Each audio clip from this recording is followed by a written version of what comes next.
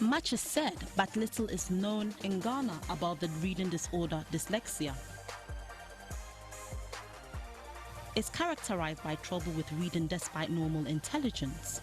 Different people are affected to varying degrees. Problems may include difficulties in spelling words, reading quickly, writing words, sounding out words in the head, pronouncing words when reading aloud, and understanding what one's reading.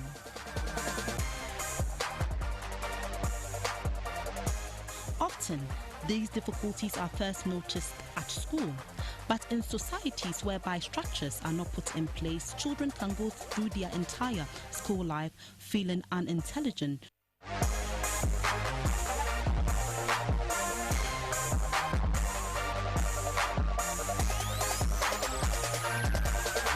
Have Joy Bannerman Addy. She is the founder of Dyslexia Awareness Center, and she's right here in the on the show to have this conversation with us. Thank you so much for coming, Mommy. And your hair, I love it. And you look beautiful. Thank you. Thanks so much for coming. So dyslexia. Yes. Let's educate our viewers about dyslexia. Well, dyslexia is a condition, a specific learning disability that actually affects your reading and spelling. That's basically it. I mean, it doesn't affect your intelligence. Yeah. You can perform normally on every level, but when it comes to reading and spelling, then you might have a problem with it. So is it by birth? Or Yeah, most people, you are born as a dyslexic, yeah, Wow. and you die as a dyslexic. Wow. But so let's talk about some of the uniqueness of a dyslexic patient, somebody who is dyslexia. It's not an illness, so it's not a patient.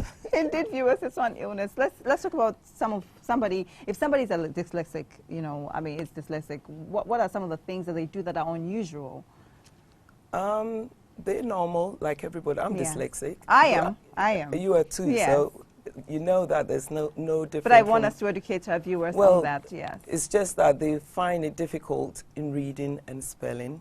They can do all the other subjects properly. So if you have somebody who's having a problem in reading and spelling, but is very good in all the other subjects, then the question mark, then there's a discrepancy. So the discrepancy says that that person must be dyslexic. Do you think in Ghana they have provisions that can actually help a dyslexic person, you know, do better?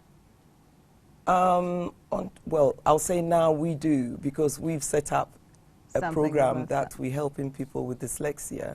But I mean, up to until 2002, when I set this center up, we didn't have anything known as a dyslexic center in Ghana. So that came up in 2002, and it's taken me all this time for people now to be aware that there's something known as dyslexic. And when your child is not performing, it doesn't mean your child is stupid or can't. Indeed. What are some of the challenges you go through? As a dyslexic person? Yeah, no, as in you, the center. The center. Well, at the beginning, people didn't know what dyslexia was, and when I mentioned dyslexia, it was this what, and over the years, people thought you could catch it. Yeah.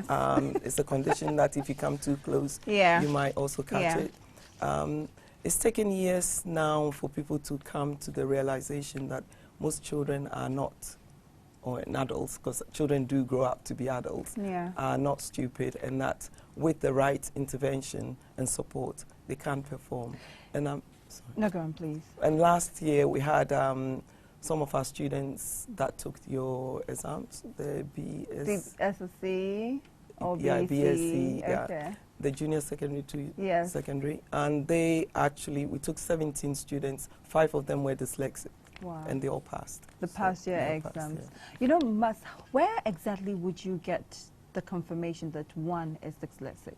Well, you need to be you need to be assessed or screened to see how you're performing. Through the assessment, it will tell us whether you are dyslexic or not. Because most people tend to think that just because you can't read and write, you are dyslexic, but that isn't so. Because it could be all sorts of reasons why you're not reading and writing, but we don't know until you're until you are assessed. Okay, so some of the amazing uniqueness of somebody who is dyslexic. I mean, they're We're creative. We're creative. Extremely creative. Extremely They creative. have answers to solutions to problems Yes, immediately. yeah. They're great thinkers. Yes, well, you know. And it's amazing because it blows my mind. I mean, I have grown into a woman that I love so much because some of the things I thought I couldn't do, I'm able to do it. And they're very determined. Oh, yeah. I mean, when they set their minds on and doing or accomplishing something, they Yes. do it right. Let's talk about the center. What are some of the fun that you have right there? The fun that I have is people coming in when they can't even write their names and spell, and say 6 months down the line, they're able to do that. And that is where the joy of it all happens for us. We do have a lot of, we use like text help, we use Dragon, and then we use TTRS, which is touch, type, read, and spell. And all these help people to able to overcome their confidence. You know, people come in and they don't have any confidence because over the years your confidence will be knocked down. And people can underestimate you because of that, yes. And they don't have any self-respect or any self-hope. And then they've really, well, destroyed completely when they come to us, really, really down. And then we build them up with all the a day at a time. A day at a time, and all the activities that we have for them to do. I mean, let's talk about those who are not in your center, I mean, home with their parents and guardians and family members. How can one help a child who is dyslexic? One thing I say to parents is that when your child is reading, and for example, they stumble on a word they don't know, don't say sound it, don't say spell it, don't say, you know, just tell the child what the word is. That way you enjoy reading with your child too enjoys reading, and slowly the child starts learning how to read or how to remember what they're trying to read. You find parents or teachers trying to home in or punish you for not knowing the word. And I mean, when you're blind to a word, you're blind to a word. Yes, you are. Yeah, you know, you can't change it. So if parents and teachers would actually be supportive in reading with a child, or even if they're spelling, to actually give them a chance to spell. And I mean, I had a parent say to me, oh, the child was supposed to spell window, and the child started saying W-E, and I said, well, what's wrong with that? They got the W right, and we, you know, so at least tell the child it's I and it's not E, and then continue, and let the child continue. But by saying, oh my gosh, that's terrible. The child holds back. I think it demands a lot of patience as well, and more love, because they are just normal. It's just that they don't get it, and you just have to help them.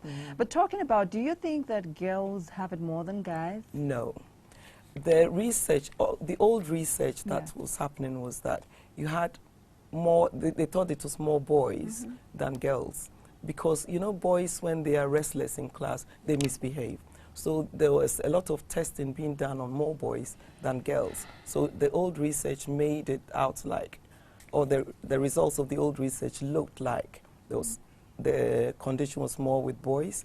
But now the current research shows that it's the same with girls and boys. There is no difference between boys and girls. Wow. Let's talk about the parents that have brought their children to your center and how happy they are. I mean, I'm sure some of them are watching you right now, and they would love to show some appreciation. You can do the same. I mean, how do they feel when they come and realize their children are well equipped and ready to read and write? Right. Well, I had one gentleman where his son came to us. I mean, he was quite matured by the time he came to us. And he couldn't write his name, he couldn't tell the time, he couldn't tell money. I mean, it was really, really hard. We had like 4 years every day, one-to-one, working with this young man. And the first day he sent his dad the text, he was so happy. He couldn't believe that his son can actually send him a text. And he got back to us and he was really, really excited. And we currently have people coming from Nigeria to our center, you know, or to the school. And last year we had one Nigerian young man. Again, he did really well, and he also passed his exam. And the parents are just overwhelmed when we do get the results, just like we are. I can tell that you're very passionate about what you do, and Oh, it's I am, because of yeah. you know what it is, Yes. you know how it feels. But when did you realize that you were dyslexic? You are dyslexic. I was diagnosed officially in 2000 in England. Wow. But before that, in Ridge School in Kumasi years ago, one American teacher told my mom that, oh, we think your daughter's really clever, but she is dyslexic. And my mom was like, what's that? And said, well, that is word blindness. Mom was like, oh, no, nothing like word blindness. She couldn't accept it at the time. But she did. One good thing was like she obviously put in extra tuition, but that was also not the right thing to do, changing schools all the time and putting in extra wasn't really helping. And over the years, we didn't have the technology and the support, but obviously now with technology and support, you can have extra time for your exams and extra, well, I still use Dragon. So say if I've got a lot of work to write, I work as a social worker, so obviously I have a lot of reports to write. And I use my Dragon. And Dragon, by the way, is a software that when you speak, it actually types for you, in case people don't know what it is. And I keep saying Dragon, because, so Dragon helps you. And then there's text help, which also reads back to you. So then if you've made any mistakes, you actually pick up yourself and you can correct your mistakes. And it also can give you some of the words and say to you, oh, did you mean there or there or there? So you can then choose which meaning, which one you want to use for your text or for your report. And it's really amazing. And I find Apple as well. I'm giving all these people publicity. I find Apple is also because I think they've considered all that. Yes, because I think Steve he was also dyslexic. He is. Steve Bob, is that his name? Okay, Steve, he's Steve, I can't remember the second name. Well, the Apple guy. Anyway, he was dyslexic. So Apple is very dyslexia friendly.